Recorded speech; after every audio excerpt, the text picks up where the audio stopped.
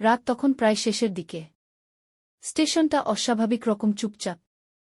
বাতাসে একটা ঠান্ডা, ভেজা গন্ধ, যেন বহুদিন কেউ এখানে আসেনি।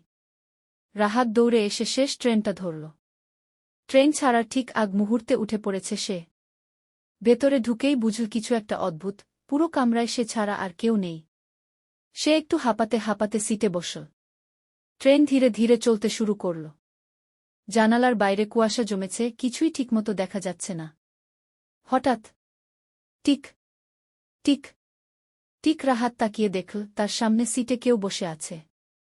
কিন্তু সে তো একটু আগেই দেখেছিল সেখানে কেউ ছিল না। লোকটা মাথা নিচু করে বসে আছে। মুখ দেখা যাচ্ছে না।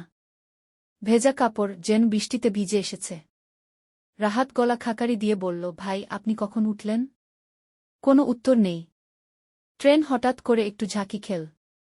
লাইট কয়েকবার ঝিলমিল করে নিভে আবার জ্বলে উঠল। এবার লোকটা ধীরে ধীরে মাথা তুলল। রাহাতের বুকটা কেঁপে উঠল।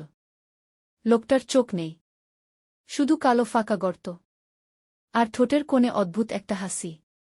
এই ট্রেনে নামার স্টেশন নেই, লোকটা ফিসফিস করে বলল।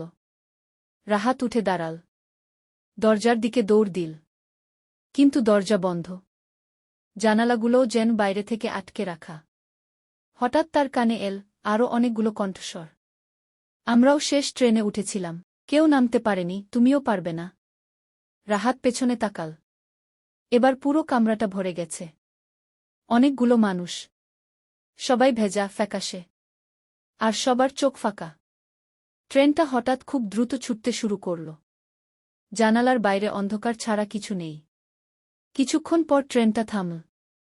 স্টেশন নেই, আলো নেই, শুধু এক অদ্ভুত শূন্যতা। দরজা খুলে গেল। সেই চোখহীন লোকটা হাত বাড়িয়ে বলল, নামো, এটাই তোমার শেষ স্টেশন।